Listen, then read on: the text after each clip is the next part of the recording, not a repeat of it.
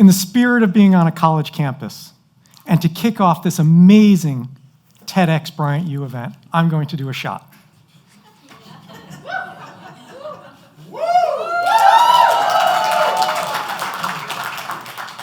How many of you have taken a shot?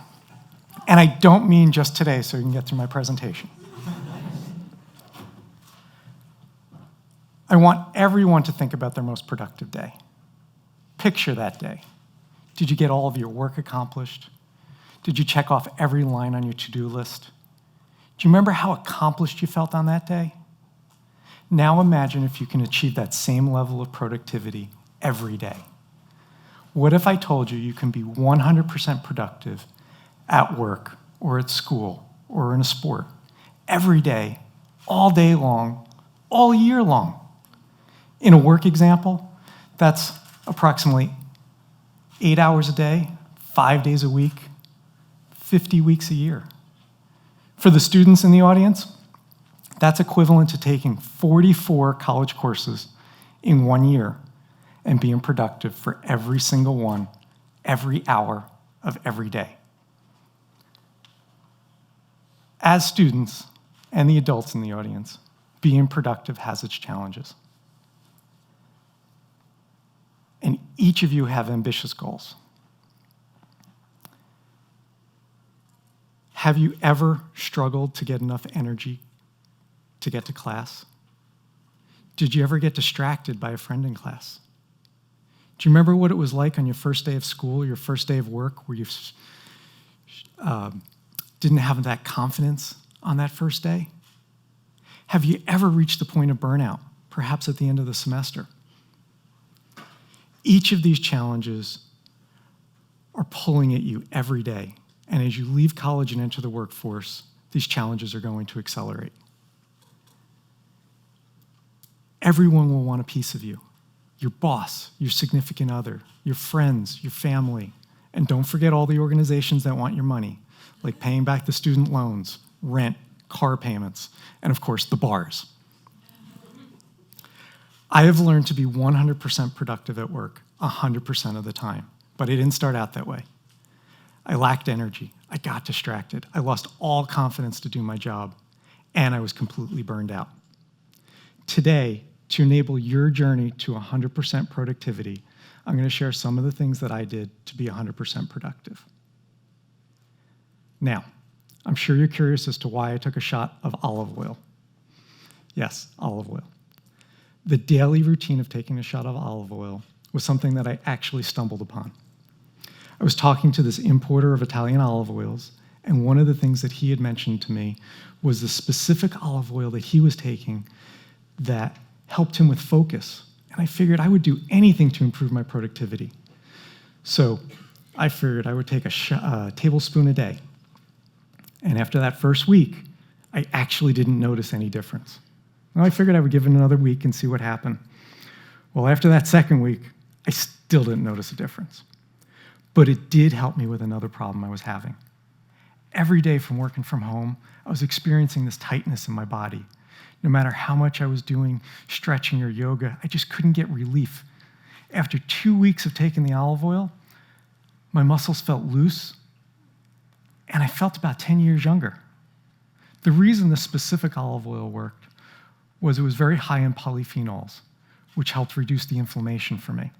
Polyphenols might be in other foods that you might be familiar with, such as blueberries and honey. As college students, you might have a debate with your friends as to which is more important, beer or sleep. Regardless of the answer, I'm sure we can all agree on one thing. Both are valued to many college students and pretty easy to obtain. As you enter the workforce, you'll find that beer continues to be easy to obtain. But sleep is actually much harder to achieve as an adult. As you enter the workforce, you'll find that your job quickly takes over your life. You'll be spending 40+ hours of working, trying to spend time with friends and family. Life becomes exponentially bigger once you start working. The demands, it will be hard to believe that you will that there aren't enough hours in the day, so sleep gets deprioritized. The consequence of not getting enough sleep is you lack energy. How many of you can recall the number of days that you didn't get enough sleep? Did you find yourself drinking 10 cups of coffee or downing some sugar packets that you got from the cafeteria? Did you get this explosion of energy and all of a sudden want to take a nap in the library? That's what happens when energy crashes. The consequence of not getting enough sleep is you lack energy. And the biggest impact of your energy level is getting a good night's sleep. Everyone tells you you need 8 hours of sleep a night, but do you invest in your sleep? We all have choices as to how we invest. We can choose to buy the latest phone, the latest craft beer, the latest hot stock. But what about investing in a quality pillow, comfortable sheets, and a nice bed? We all live our lives in contrast. I'm sure you didn't realize how good the food was at home until you ate an entire semester's worth of food here at college. As well, you'll never know how uncomfortable your bed is until you go out and go and sleep on a comfortable one. Tomorrow, go visit a mattress store and try out some of their best beds. Mattresses are really boring to buy, but sleeping on an amazing mattress is a game changer for your health, energy, and well-being. For my wife and me, we didn't realize how uncomfortable our bed was until we went to see my dad out in California and slept in his guest room. Every day for that week, we woke up rested, energized, and our backs didn't hurt. When we got home, we immediately went out bed shopping and purchased a comfortable pillow and quality sheets at that same time. Just like the best meal you ever had, you'll never forget the best night's sleep you ever had. There were also things that I did that had some unexpected benefits. About 15 years ago, I was drinking a can of soda a day with dinner. One day I decided that I was going to go from a can a day to 5 days a week, then 3, then 0, replacing each can with a glass of water. Here's the amazing thing about the body. It will always tell you how it's feeling. When I was drinking soda and eating junk food, I lacked energy and I was always tired. The simple act of changing my diet and eliminating soda, I found my lips weren't chapped anymore. I also went down a path of eating less junk food, and that caused an opposite but equal reaction of me eating more vegetables, such as asparagus and sweet potatoes, 2 foods that my mom had been trying to get me to eat since I was this kid, this little. And now she's in the audience, and I'm sure is so proud. Today, I drink about 8 to 10 glasses of water a day, replace my morning milk and cereal with a smoothie, and my energy level is better than ever. Do a scan of your body right now. Are you tired, hungry? Does your back hurt? Your body is a scorecard, and it will tell you what it needs. Oh, and one last tip around energy. Light bulbs matter. I'm sure that may sound crazy. Leveraging daylight bulbs gave me the greatest amount of replication of sunlight and immediately improved my energy level. Conversely, you wouldn't want those same bulbs in your bedroom when you're trying to go to sleep, as you want a softer bulb to help calm you down so you could take advantage of those nice new bed, pillow, and sheets. What do the following have in common? Someone walks into class late, a shiny penny on the ground, a loud noise, and a squirrel. They're all distractions, that's right. In college, you might welcome some distractions, especially if you're trying to study for an exam or write a paper. But as you enter the workforce, distractions can be very frustrating as there's never enough hours in the day. We all get distracted by our phone. And we've all been in situations where you've been talking to somebody and get distracted because your phone buzzed. For me, I found myself working from home every day, and I had my phone right next to me. And every time it would light up with a notification, I found myself looking over at the phone.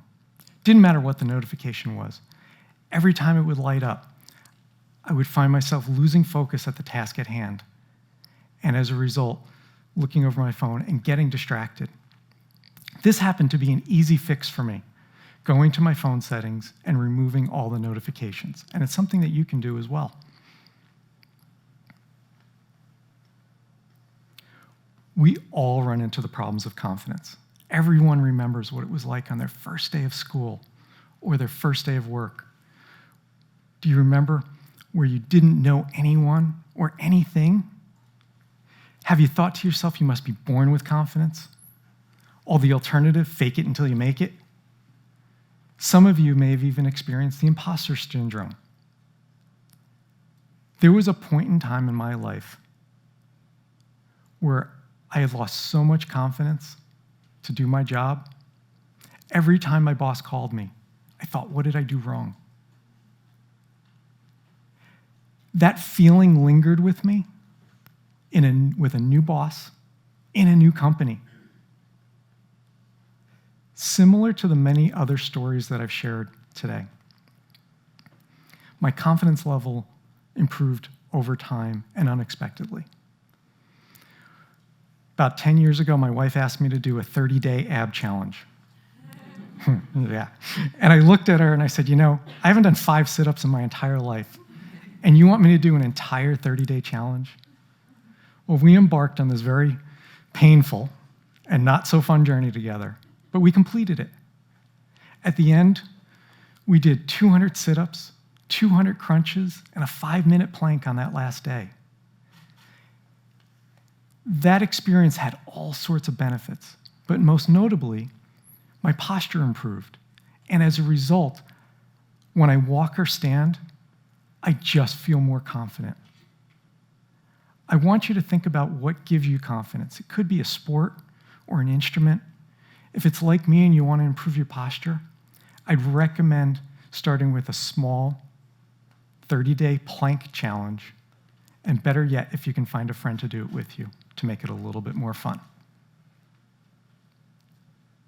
During this talk, we covered a lot of challenges that affect productivity, but even the best of the best get burned out. Did you play a sport or an instrument as a kid and loved it until you didn't?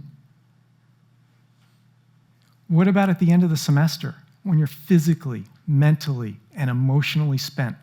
I'm sure nobody here in the audience has experienced burnout at the end of the semester. As you enter the workforce or parenthood, getting burned out has some serious consequences. There's some things that we can all do to delay the feeling of burnout or change the course of burnout altogether. How many of you are attached to your phones? For the simple concept of delaying burnout, I'd recommend putting the phone down, going outside, and going for a walk. For me, when COVID started, I was struggling and I needed that mental break. So every day after lunch, I would put the phone down and I would take a 10-minute walk outside. That small amount of time of being disconnected from the phone allowed me to recharge for the second half of the day, and my 2 long-haired dachshunds loved it too. The bigger challenge is, how do you affect productivity when it's already there? And for that, I recommend taking a vacation, but not any vacation. It needs to be a vacation where you actually stop working and checking email. I know that might be hard for you to all hear or believe, that if you don't stop working and checking email, the world is going to come to an end. The best strategy that I ever heard was when one of my colleagues, she went on her honeymoon and she changed her password on her computer and not on her phone, and it allowed her not to get emails during that time. For me, in this last vacation, I just had to move the email icon off of my home screen to another app or another folder on my phone, and it prevented me from automatically pressing that button each time I went to check my phone. You are right at the cusp of changing your entire life and establishing good habits that will last for decades, or bad habits that will take decades to unwind. My advice to you is to make small, incremental changes right now. So 10 years from now, you'll be twice the person you thought you would be. And 20 years from now, you'll be on a stage bigger than this one, helping the next generation improve. Start small, invest in yourself, be curious to always improve, and drink some olive oil. Thank you.